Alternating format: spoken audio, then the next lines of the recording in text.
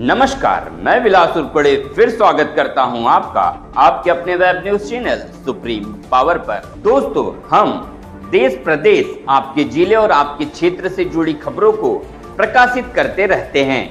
तो आप हमारी खबरों को देखने के साथ साथ हमारे चैनल से सीधे जुड़ सकते हैं, सिर्फ और सिर्फ इस लाल बटन को दबाकर और हमारे चैनल को सब्सक्राइब कर। दोस्तों, हम आपके लिए नित्य प्रतिदिन ऐसी ही न्यूज प्रकाशित करते रहे, इसके लिए आप हमारे न्यूज वीडियो को लाइक जरूर करें और चैनल पर वीडियो जब देखते हैं तो कमेंट कर हमें अपने सुझाव और अपने विचार जरूर साझा करें। चलिए शुरुआत करते हैं आज की सुप्रीम पावर की ताजा तरीन खबर की। खबर महाराष्ट्र के तुमसर मोवाड़ी विधानसभा क्षेत्र से। तुमसर विधानसभा में भारतीय जनता पार्टी चुनाव लड़ने को है तैयार, प्रदीप पडोले। आइए जानते हैं पूरी खबर इस रिपोर्ट में।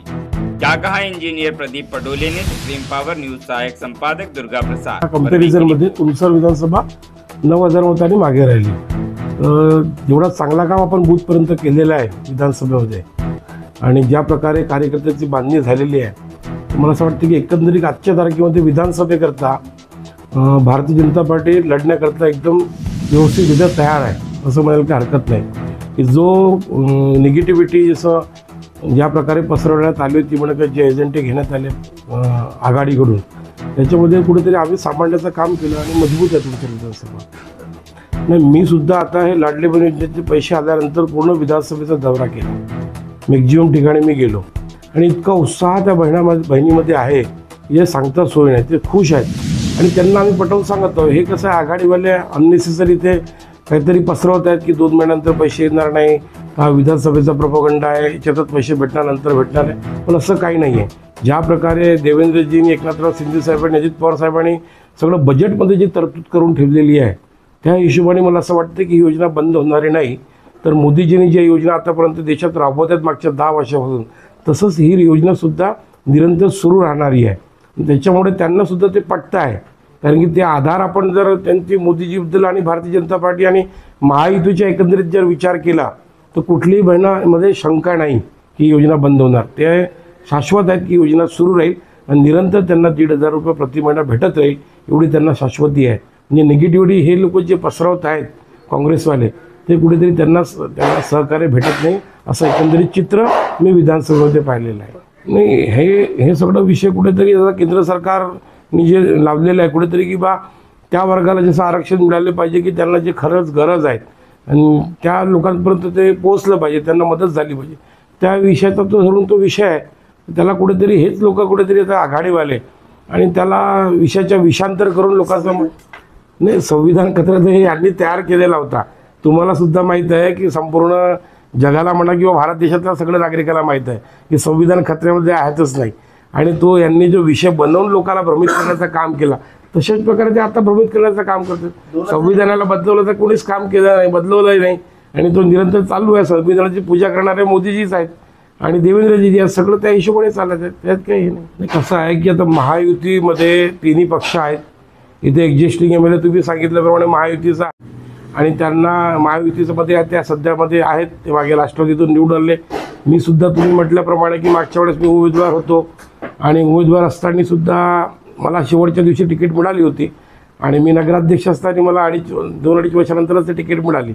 एकंदरीत जो आमच्या एक्झिस्टिंग एमएलए होता तो पण उभा झाला होता, त्याच्यामुळे तो त्यावेळेस कार्यकर्त्यामध्ये संभ्रम होता। कार्यकर्ते पूर्णपणे माझ्यासोबत नव्हते त्यावेळेस, पण 19 नंतर मी पूर्णपणे विधानसभेची बांधणी केली। मलाच पार्टीने विधानसभेचा प्रमुख म्हणून जबाबदारी दिली, माझी वॉर रूम आहे आणि ज्या प्रकारे मी पूर्ण बूथ लेवलपर्यंत जी बांधणी केली, आमची जी संकल्पना 1+30, त्या हिशोबाने पूर्ण एकदम व्यवस्थितरित्या पार्टी आता तयार झाली आणि त्याचा रिझल्टसुद्धा लोकसभेमध्ये मला चांगला मिळाला की आपल्याला 92,000 मतं या विधानसभेमध्ये मिळाले।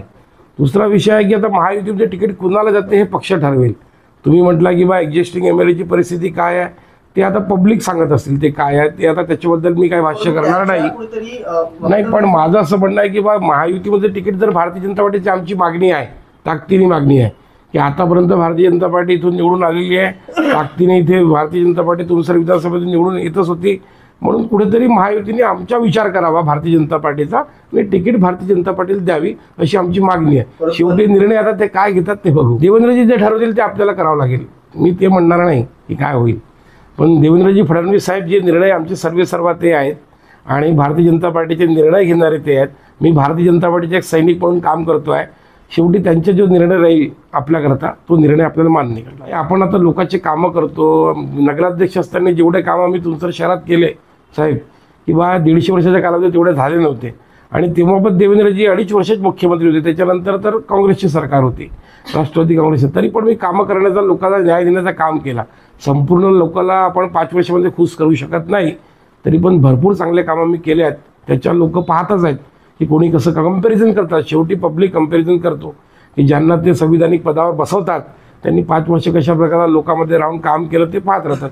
त्या हिशोबाने ते जर मला पसंत करतील तर निश्चितच हे माझ्या कामाची पावती आहे. जेव्हा हे अतिवृष्टी झाली तेव्हा मी प्रत्येक गावामध्ये गेलो होतो. त्यांचे सगळं पंचनामे करायला लावले. पटवाऱ्यांना फोन करून, HDOला भेटून, तहसीलदाराला भेटून, दोन्ही तालुक्याचे तहसीलदार आम्ही परस्पर भेटलो होतो. बैठका करून त्यांना तिथे पटवाऱ्यांना पाठवलं आपण आणि ते पंचनामे करून त्यांना मग देवेंद्रजी सोबत त्या काळात माझं बोलणं झालं होतं. परिणय फुके साहेबासोबत बोलणं झालं होतं. परिणयजी फुके ते आमचे नेतेच आहेत, त्यांनासुद्धा मी सांगितलं आणि त्यांना लाभ मिळवण्याकरता मी माझ्या परीने प्रयत्न केला. मी आपण भारतीय जनता पार्टीचा निर्णय दिला त्याच्यासोबत राहणार. लोकांची जरी इच्छा असली तरी पण मी पक्षाशी जोडलेला आहे ना. लोकांच्या इच्छेनुसार लोक प्रेम करतील ते नंतरही करत राहतात. कुठेतरी आपण जर एक राष्ट्रीय पार्टीशी जर जोडलेला आहो तर तो पक्ष जो निर्णय देतो तो आपल्याला मान्य करायला लागते. नाहीतर तुम्ही आधीच्या लोकांचे हाल पाहिले, जे लोक पक्षाची विचारधारेला सोडतात किंवा त्यांचं म्हणणं ऐकत नाही, तर कुठेतरी आणि रिझल्ट पण आपल्याला, तुम्ही थोड्या वेळ आधी म्हटलं की बावनकुळे साहेब, आज बावनकुळे साहेबांकरता जो निर्णय पक्षाने घेतला तर तुम्ही थांबा, ते थांबले. आज ते कुठे आहेत? तेव्हा त्यांची एक तिकीट कपली, आज ते पूर्ण 288 तिकीट वाटण्याकरता त्यांना बसवून दिलेलं आहे. म्हणून भारतीय जनता पार्टीच्या विचारधारेने चाललेलं बरं राहील.